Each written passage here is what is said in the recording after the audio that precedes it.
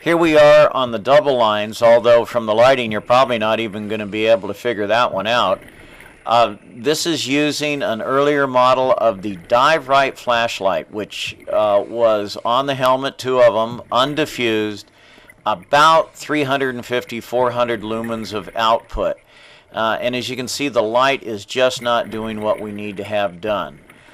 In fact, the only real illumination is occurring from the primary light, which, as we mention in the article, is something you really don't want to be using at all for lighting up your scenes.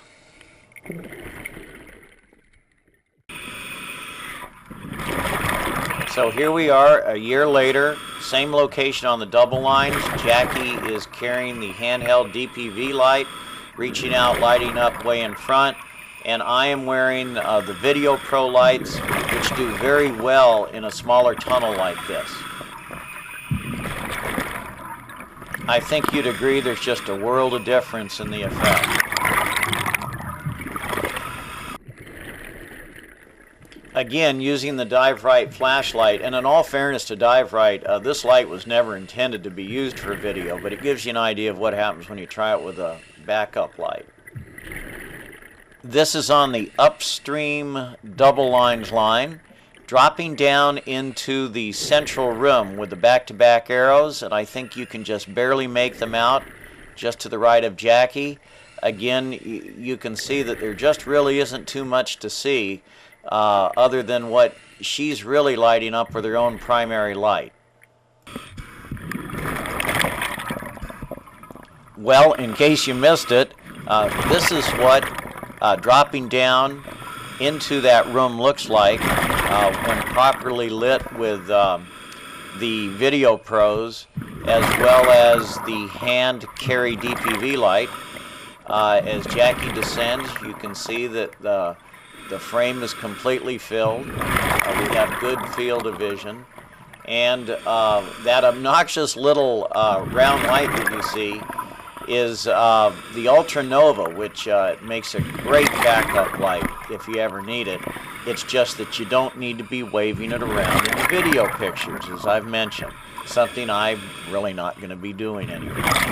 And there you have the back-to-back arrows. Of course, going to the left, if you were to jump off of that, would be the Sherwood split. So let's move over to the main tunnel at Jenny just before the mud tunnel jump. This demonstrates that even with the DPV light deployed, if you're wearing the Video Pros and they aren't diffused, you're going to get that round image, that hard edge. This demonstrates that very well. Also, the diffusers will take care of that double circle problem. And again, you can see that the frames just aren't completely filled. Okay, same location, same DPV video light deployed, but take a look at the difference. This is because the Video Pros are now diffused. And while it may look like the entire thing is one massive light, it's really not. You've got your foreground lighting taken care of by the Video Pros that are now properly diffused, and you've got your further distance areas taken care of by the 235 watt video lights that are on the DPV.